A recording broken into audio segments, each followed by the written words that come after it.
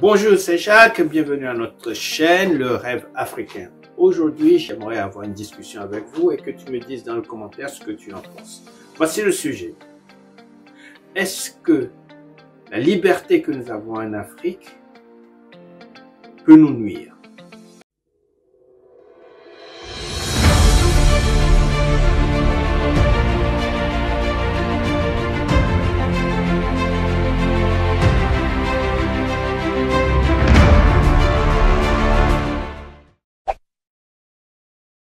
N'hésitez pas à liker la vidéo, et si vous êtes nouveau sur cette chaîne, abonnez-vous et activez la cloche pour ne rater aucune de nos nouvelles vidéos.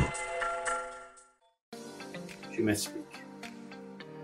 Il y a beaucoup de choses qu'on peut faire en Afrique et qu'on ne peut pas faire ailleurs, en Europe, ou aux États-Unis ou en Asie par exemple.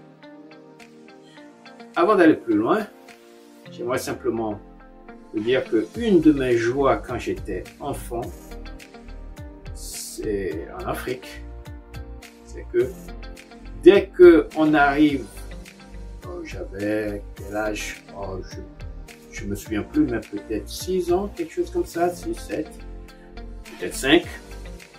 Dès que mon père conduisait et il arrivait sur une route qui n'était pas goudronnée, il nous prenait sur ses jambes et on avait le volant et il actionnait les pédales et nous, on essayait de tourner.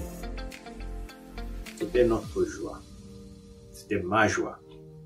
J'aimais faire ça et bon, pour se moquer un peu de moi, il dit « Ah, comment ça se fait que tu ne vises que les trous ?» Parce qu'évidemment, dans les routes non goudronnées, sur les routes non goudronnées, il y a beaucoup de trous. Et ça, c'est une liberté qu'on trouve dans peu de pays. Mais j'aimerais quand même que tu regardes les images que je vais te montrer. Et une fois que tu as fini de regarder ces images, j'aimerais qu'on réfléchisse à la question du départ. Est-ce que trop de liberté en Afrique ne nous nuit pas? À bientôt.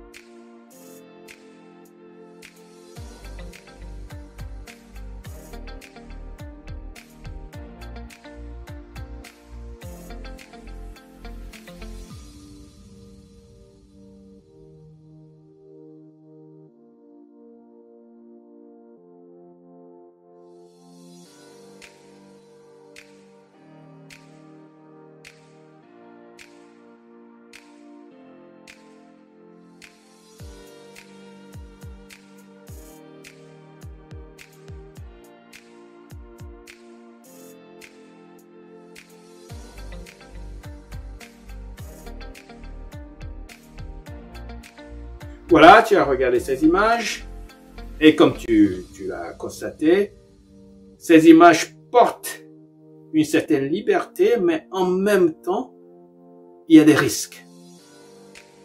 Il y a des risques d'accidents, il y a des risques d'incidents, mais c'est quand même joyeux de voir que nous avons cette liberté en Afrique.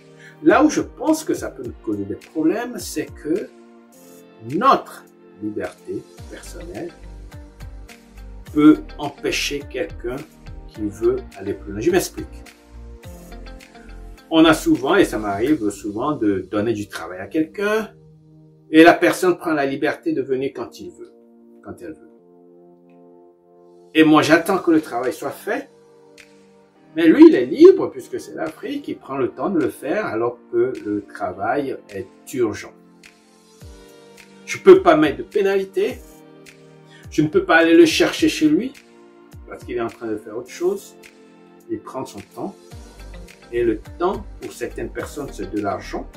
Et pour d'autres personnes, c'est une commodité qui veut dire du plaisir. Donc, si je suis en train de jouer un jeu de marbre ou autre chose avec mes copains au foot, eh bien, je profite de la vie.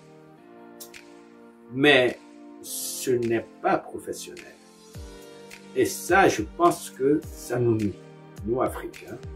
Ça nous nuit par rapport à d'autres personnes qui mettent de la diligence, qui mettent du sérieux pour faire un travail. Et on se pose la question, pourquoi d'autres personnes, d'autres sociétés, viennent et prennent le travail qui nous est destiné, nous, les Africains. Je pense que faut faire attention à la liberté.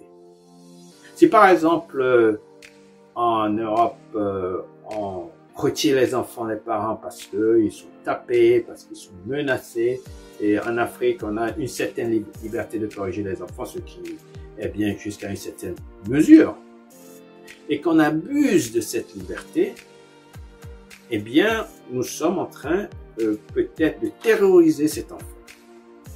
Donc, dans tout ce que l'on fait, il faut de la liberté. Mais il faut aussi que l'on pense aux conséquences de cette liberté par rapport aux voisins. Et ça, dans l'entrepreneuriat, ça peut porter préjudice. J'aimerais savoir ce que tu penses de ce sujet, de la liberté. À quel moment est-ce que ça devient dangereux pour l'autre? Est-ce que ça devient dangereux, préjudiciable pour notre entreprise? Marque le commentaire dessous et j'espère que tu as aimé les quelques vidéos que je t'ai montrées. À bientôt, ciao, c'est Jacques.